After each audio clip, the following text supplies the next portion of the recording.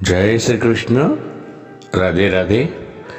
રાધે સત્સંગમાં સત્સંગનું રસપાન કરતા સર્વે આત્મીયજનો, શ્રી વલ્લભની પ્રેરણાથી પ્રેરાઈને રાધે સત્સંગમાં આજે આપણે ચરણારવિંદની રજનું મહાત્મ્ય વિશે જોઈએ. પરંતુ તે પહેલાં આપે જો રાધે સત્સંગ ચેનલને હજુ સબસ્ક્રાઈબ ન કરી હોય તો સબસ્ક્રાઈબ કરશો, જેથી નિત્ય સત્સંગની જાણ આપને થઈ શકે. તો પ્રિયજનો, ચરણારવિંદની રજનું શું મહાત્મ્ય છે? આ ચરણારવિંદની રજ એટલે કે ચરણામૃત એ તો ભક્તજનો માટેની મોટામાં મોટી ઔષધિ છે.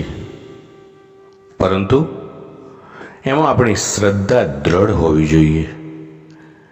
આપણા ત્યાં એટલા માટે સેવામાં એવો પ્રકાર બતાવ્યો છે કે ઠાકોરજીના ચરણ સ્પર્શ કરીને એ ટેરવા પર પ્રસાદી જર લઈને મુખમાં મૂકવું,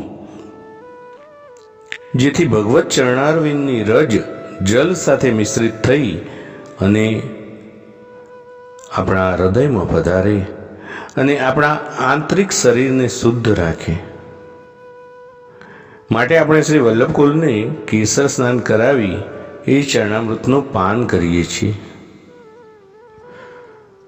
આ ભગવત ચરણામૃતથી અનેક ભગવદીઓએ અનેક જીવોના લૌકિક દુઃખો પણ દૂર કર્યા છે. ભગવત ચરણરજમાં આવી દિવ્ય અને અવર્ણનીય શક્તિ છે. તેથી જો જેમની ચરણરજમાં આવી શક્તિ હોય એમના ચરણારવિંદની તો વાત જ શી કરવી. માટે શ્રી મહાપ્રભુજી પછીના સૌ સમર્થ આચાર્ય ચરણોએ પણ શ્રી મહાપ્રભુજીની સ્તુતિ કરતા હંમેશા શ્રી મહાપ્રભુજીના ચરણ કમલોની પ્રાપ્તિ માંગી છે કે આપના ચરણારવિંદ અમને પ્રાપ્ત થાઓ. પ્રિયજનો, એક મહાવનના ક્ષત્રાણી શ્રી મહાપ્રભુજીના સેવક થયા.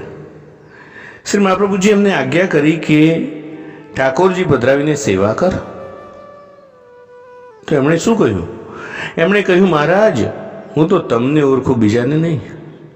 મારી પાસે સેવા જ કરાવવી હોય તો આપના ચરણારવિંદ મને પધરાવી આપો, હું એમની સેવા કરીશ. અને એક સત્રાણીએ એવા ભાવપૂર્વક શ્રી મહાપ્રભુજીની સેવા કરી કે એમને રોજ શ્રી મહાપ્રભુજીના સાક્ષાત દર્શનનો અનુભવ થતો. શ્રી હરિરાય ચરણ અહીં આજ્ઞા કરે છે કે આપણા ચિત્તને શ્રી પ્રભુ અને શ્રી મહાપ્રભુજીના ચરણ કમરમાં રાખજો. કેવી રીતે રાખશો?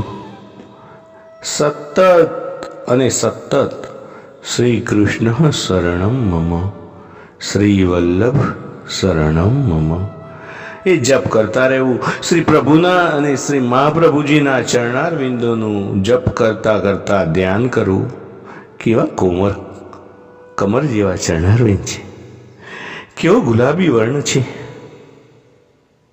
એ બંને ચરણારવિંદના 10 નખચંદ્રોની શોભા કેવી અલૌકિક છે.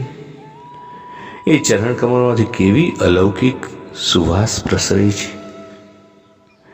એ ચરણ કમલોનું દિવ્ય તેજ જ કેવું છે. એ ચરણ કમલોમાં વજ્ર, અંકુશ, જવ, ધજા આવા કયા કયા ષોડશ ચિહ્ન બિરાજે છે.